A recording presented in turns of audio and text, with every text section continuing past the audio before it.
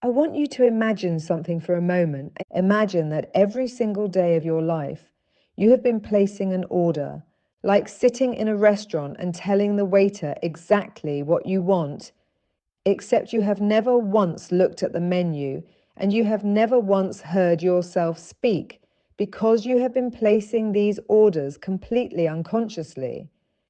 And what have you been ordering? Your worries, your fears, the thing you keep replaying at 2 o'clock in the morning, the bill you are dreading, the conversation you are anxious about, the quiet certainty that it probably will not work out for you.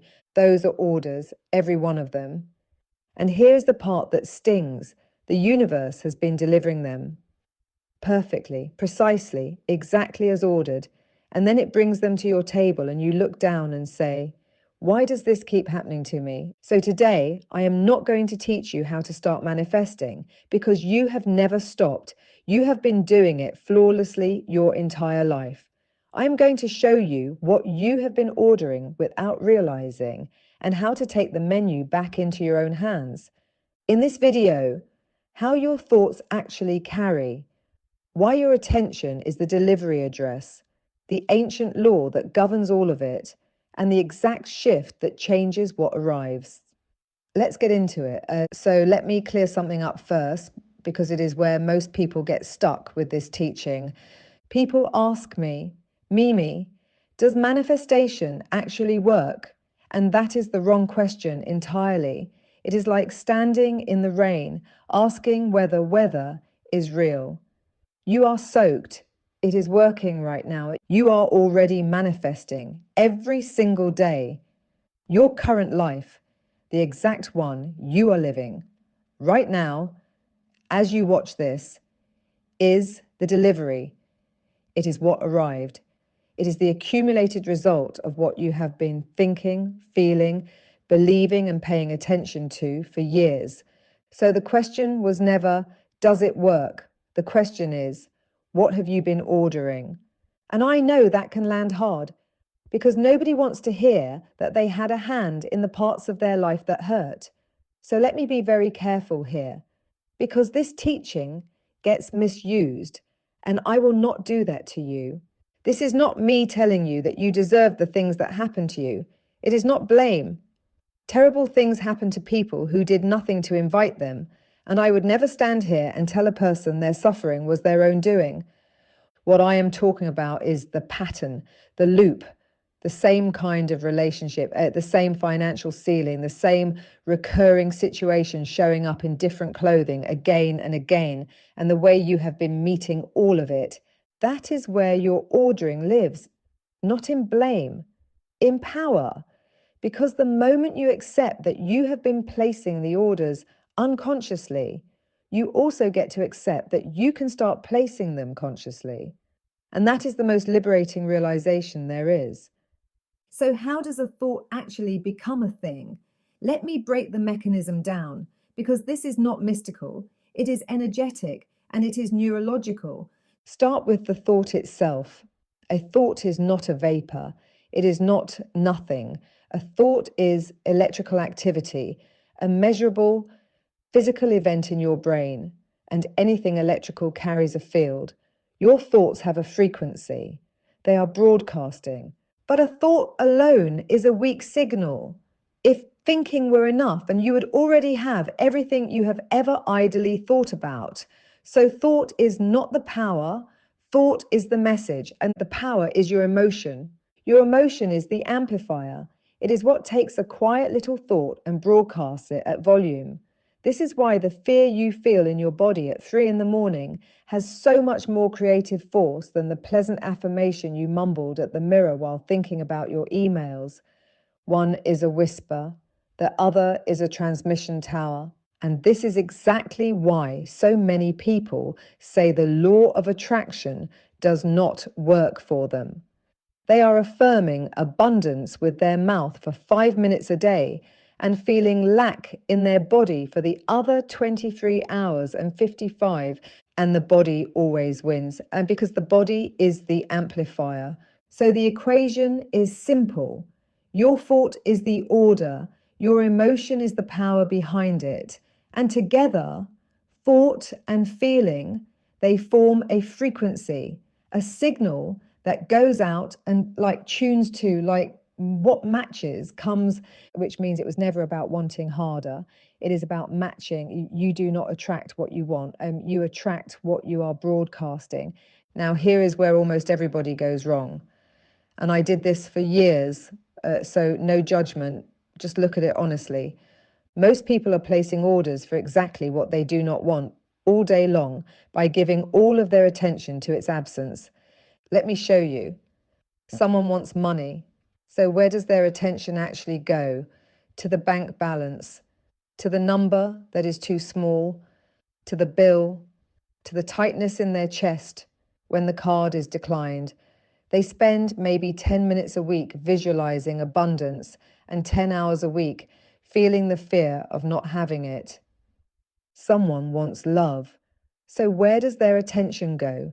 To how alone they feel, to the empty side of the bed, to the ex who left, to scrolling through other people's relationships and feeling the ache of not having one. Someone wants their health back, and their attention lives entirely in the symptom, in the fear, in every worst case scenario at midnight. Do you see what is happening? In every one of those cases, the person believes they are focused on their desire.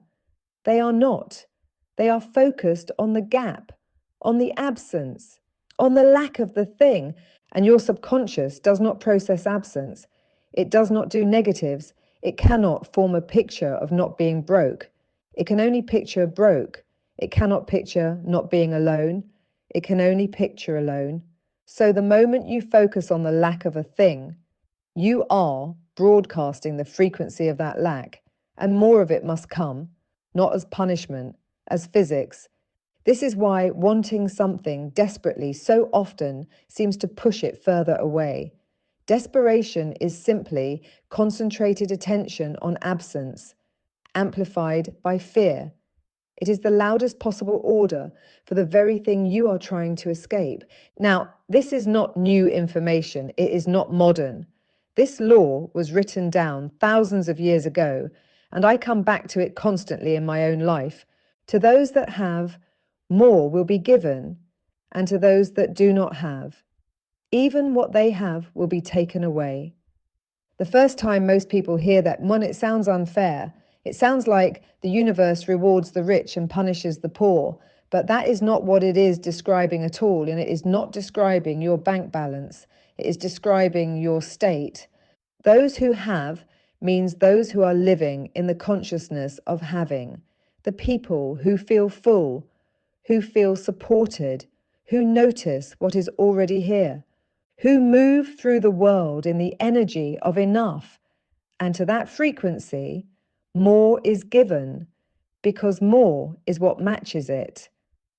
Those who do not have means those living in the consciousness of lack, in scarcity, in panic, in the constant awareness of what is missing.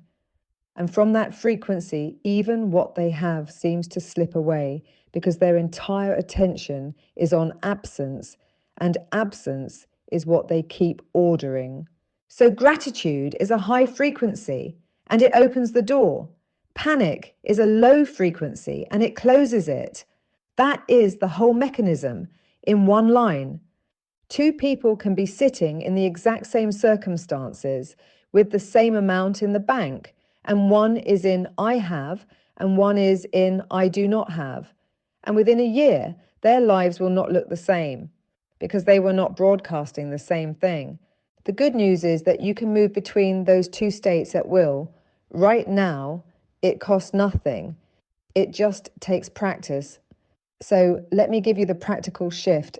This is what you actually do. The first thing is to write your order as if it has already arrived, not as a wish, not in the future tense, because a wish always contains the confession that you do not have it. And that confession is the real order the universe hears. So you do not say, I want to be free of this money stress. You say, I'm so grateful that my income has grown, and I feel completely at ease with money. You do not say, I hope I meet someone.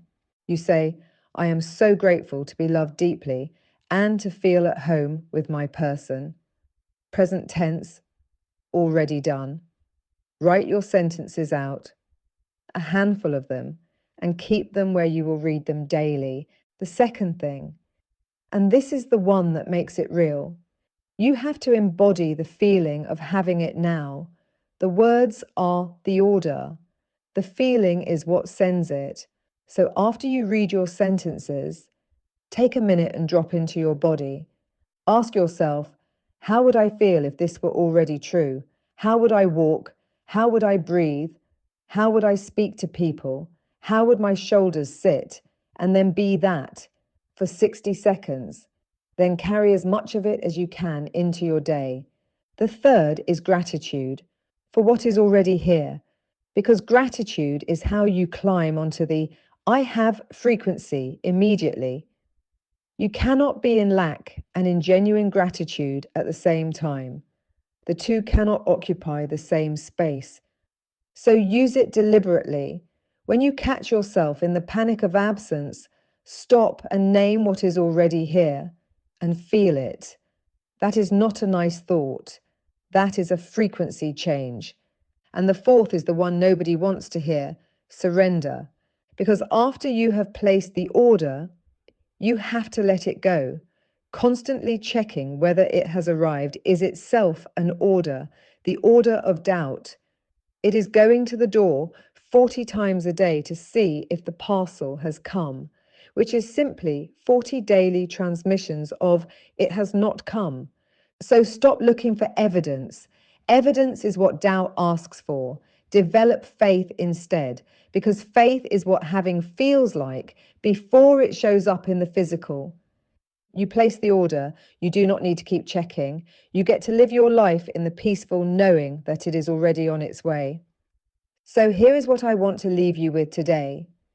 You have been shaping your destiny every moment of every day of your life, with every thought you repeated, every fear you fed, every ounce of attention you gave to what was missing rather than what was possible. It has been working the entire time.